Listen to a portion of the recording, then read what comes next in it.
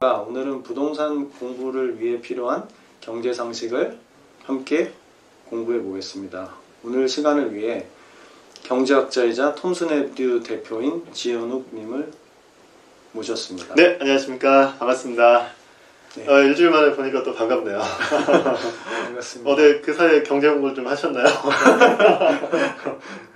네, 오늘 방송을 나름대로 출연하기 위해서 경제 공부를 조금은 했는데요. 네, 제가 뭐 양적 완화뿐만 아니라 뭐 미국, 뭐 세계 경제 전반에 대해서 뭐 궁금하신 거 있으면 언제 편하게 쉽게 설명을 좀 드리도록 하겠습니다. 네네네. 오늘 주제는 지금 그 미국이나 우리나라에서 펼치고 있는 양적 완화 정책이 경기 회복을 견인할 수 있는가 하는 부분에 대해서 오늘 함께 되게 중요한 주제입니다. 자, 참고로 우리나라는 양적 완화를 아직 단행을 한 적이 없어요. 아직.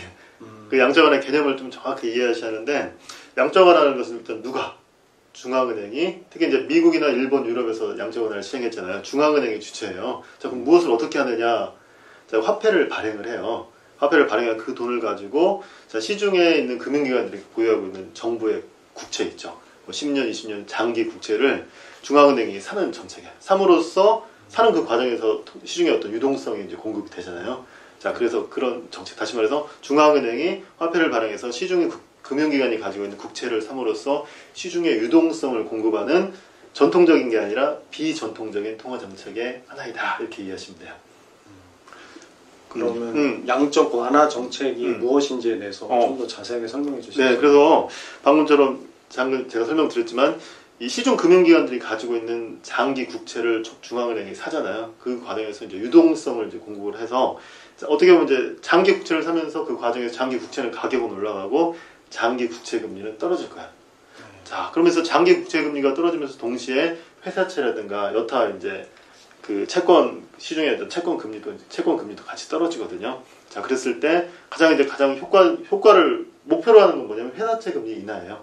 뭐 보통 이제 단기 금리를 낮추면 일반적으로 전통적 통화 정책이라는 것은 단기 금리를 인하해서 중기, 장기 회사채 금리까지 낮추는 이 과정에서 쓰는 게 바로 전통적 통화 정책이거든요. 근데 아시겠지만 제로 금리까지 낮췄음에도 불구하고 회사채 금리가 안 내려가고 있어요. 왜 그럴까요? 시장이 이제 불확실하다 보니까 회사채 어떤 위험이라든가 이런 게 이제 높다 보니까 그 회사채를 팔아요. 기업 투자자들이. 그러면 회사채를 팔면 회사채 가격은 떨어지고 회사채 금리가 올라갈 거 아니에요. 자, 그래서 이제 전통적인 이 통화 정책, 제로금리 정책에서도 경기 부양이 안 되는 그런 상황에서 중앙은행이 이제 비전통적인 어떤 방법으로서 국채를 사서 시중에 돈을 이제 공급하는 정책이다. 이렇게 이해하시면 돼요. 아, 그렇습니까. 기본적으로는 양적 완화 정책이라는 게 전통적으로는 금리를 낮추는 거고 제로금리까지 가는 거고 그렇게 제로금리 정책이 효과가 없는 그런 상황에서 이제 최후의 수단으로서 양적 완화를 한다. 이렇게 이해하시면 돼요. 양적 완화. 네. 그러면은 제로금리 금리를 낮추는 거는 양적 완화 정책에 해당되지는 않는 거네요. 보통 이제 금리 인하는 전통적인 통화 정책의 일환이죠. 보통 이제 중앙은행이 금리를 낮추기 위해서는 이제 단기 채권 시장에서 채권을 어떻게 할까요? 사겠죠. 채권을 이제 매수를 하면 채권 가격이 올라가고 채권 금리가 낮아져요. 그러면 이제 투자자들 입장에서 단기 채권 금리가 낮아지니까 자꾸 어떻게 할까요? 단기 채권 수익률이 떨어지니까 이제 중기 쪽으로 자금이 이동해요. 그럼 중기 채권의 가격이 올라가고 중기 채권 금리가 또 떨어지겠죠. 그럼 또 투자자들이 자금이 또 어디로? 장기로 이동하고 또 이제 장기에서 회사채 시장에서 뭐 정크본드 시장으로 자금이 이제 이동하면서 보통 이제 금리 이제 인하의 효과가 이제 발생을 하는 거죠. 자, 근데 어떻게 보면 이제 양적 완화든 금리 정책이든 간에 그럼 경기가 이제 부양이 되기 위해서는 결국은 시중의 유동성을 이제 공급하는 정책이거든요. 이 돈이 가계의 어떤 소비와 기업의 투자로 이어져야 하는데 사실상 가계의 소비와 기업의 투자로 이어지지 않는다면 경기 부양 효과는 사실 상쇄될 것 같아요. 그럼 양적 완화 정책이 경기 회복을 견인할 것인가가 오늘의 주제인데 맞아요.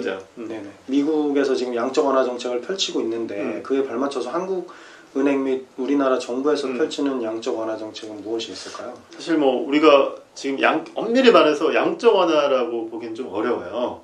그 한국판 양적 완화 들어보셨죠? 이렇게 이미 시행했다라고 하는데 이제 한국은행이 이제 시중 정부 국채를 일부 이제 매입을 하고 유동성을 공부하는 정책을 폈지만 엄밀히 말해서 이건 양적 완화라고 보기엔 좀 어렵습니다. 그러니까 이제 정도가 미약해서 부르기 어려운 것이네요. 양적 완화라는 것은 이제 화폐를 발행해서 통화량의 증가를 이제 수반을 해야 돼요.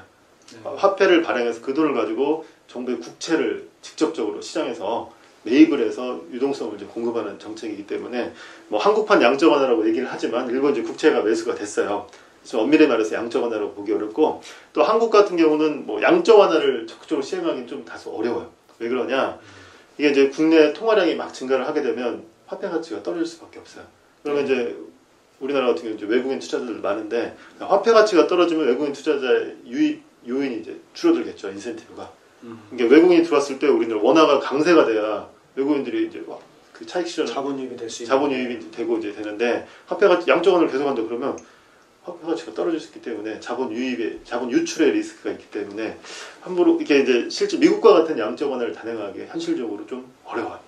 미국은 기축통화인 달러를 가지고 있기 때문에 양적 완화를 해도 가능한데 우리나라는 양적 완화 정도까지는 어렵다는 왜냐면 달러라든가 유로라든가 엔화 같은 경우는 각국이 외환보유고에서 일정한 그 비중을 차지를 하잖아요.